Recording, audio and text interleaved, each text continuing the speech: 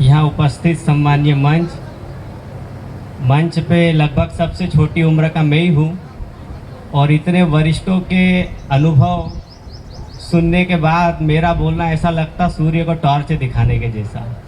फिर भी आग्रह हुआ है तो कुछ प्रयास करूँगा। हम सभी आज इस कार्यक्रम का कन्हैयालाल जी गोपी देवी जी की 22वीं पुण्यतिथि का जो विशाल कार्यक्रम हम देख रहे हैं, ये कोई साधारण कार्यक्रम नहीं है। इस कार्यक्रम के पीछे कई हमारे वरिष्ठ समाज सेवी और श्री कन्हैयालाल जी का बहुत बड़ा त्याग और समर्पण छुपा हुआ है। उस और आपका ध्यान आकर्षित करना चाहूँगा 2 मिनट के लिए।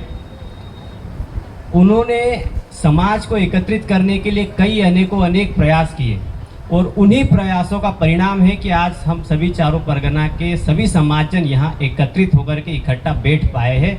ये केवल और केवल श्री कन्हैयालाल जी की वजह से सफल हुआ है और संभव हुआ है। मैंने सुना है कि जब समाज को संगठित करने के लिए निकले थे तब उनको आवश्यकता लगी, ओंकारेश्वर में अपनी समाज की धर्मशाला नहीं हुआ करती थी। तब विचार आया मन में कि अपनी समाज के सारे लोग आते हैं, इधर उधर भटकते और चले जाते हैं, इतना बड़ा समाज है तो धर्मशाला होना चाहिए। उन्होंने प्रण लिया, उनके साथ सारे वरिष्ठ जुड़े और निकल पड़े समाज की धर्मशाला बनाने के लिए। आप सभी वरिष्ठों को तो पता होगा, लेकिन खासकर मेरे जो युवा साथी, जो विद्यार्थी यहाँ बैठे, उनको बताना चाहूँगा कि समाज का काम करना कितना कठिन होता है। जब वो निकले तो कई लोगों ने तिरस्कार किया, अपमान किया, किसी ने दिया किसी ने नहीं दिया, कहते ये तो पागल है, आ जाते उठा छूटा मांगने। और एक गांव की घटना बताता हूँ। एक जगह जब वो गए तो किसी ने कहा कि अरे यार अभी तो कुछ नहीं है, एक काम करो कल आना, चले जाओ।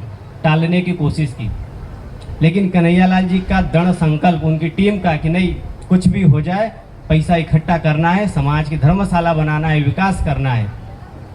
वो वही बाहर होटले पर सो रहे। जब सुबह उस परिवार ने उठ के देखा कि ये तो यही है, गए ही नहीं। अब बोले इसका ऐसा कुछ न कुछ इलाज करना पड़ेगा कि ये अगली बार आए नहीं।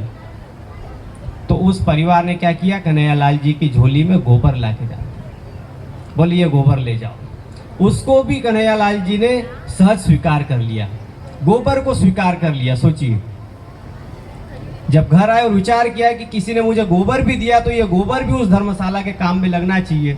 अब गोबर कैसे लगेगा, वो तो ईंट सीमेंट की बनना है।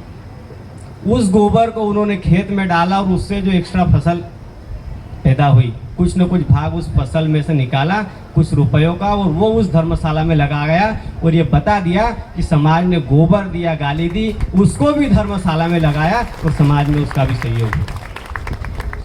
ऐसे कई हमारे वरिष्ठ महापुरुष, कई वरिष्ठ समाज के जन जो रहे, जिन्होंने इतना त्याग किया समाज के लिए, तब जाकर के आज हम सभी एक मंच पर यहाँ उपस्थित हो पाए।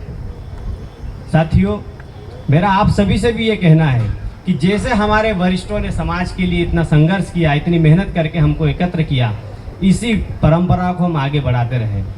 मैं महेश जी को भी बहुत बहुत धन्यवाद देता हूँ कि अपने पिताजी के पद चिन्हों पर चल करके उनकी इच्छा को आज तक पूरा करने के लिए वो इस कार्यक्रम को लगातार आयोजित करते हैं। और मैं आपको विश्वास दिलाता हूँ कि कार्यक्रम आने वाले वर्षों में इससे भी ज़्यादा बढ़िया होगा।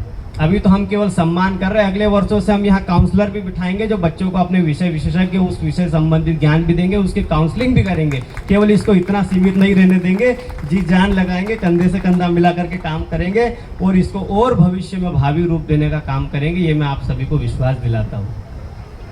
अब हम सभी की ये जिम्मेदारी बनती है कि अगर कन्हैयालाल जी को आज उनकी पुण्यतिथि पर सच्ची श्रद्धांजलि देना है तो वो कैसे होगी कि जैसे उन्होंने समाज के लिए सब कुछ छोड़ दिया, उनके पास बहुत कुछ था लेकिन सब छोड़ के उन्होंने समाज का काम किया, वैसे ही हम भी पढ़े लिखे, डॉक्टर बने, इंजीनियर बने, बिजनेस बने, सब कुछ करे, लेकिन उसके साथ साथ एक अच्छे समाज सेवी बन के रहे और समाज के साथ चले, समाज के विकास के बारे में भी सोचे, ताकि हमारा समाज आने वाले समय में और संगठित हो सके।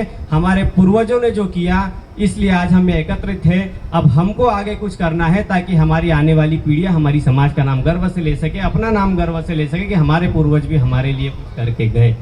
तो शिक्षा के साथ साथ समाज के विकास के बारे में भी हम विचार करेंगे तो मुझे लगता है कि हमारी समाज और ज़्यादा आगे तक जाएगी।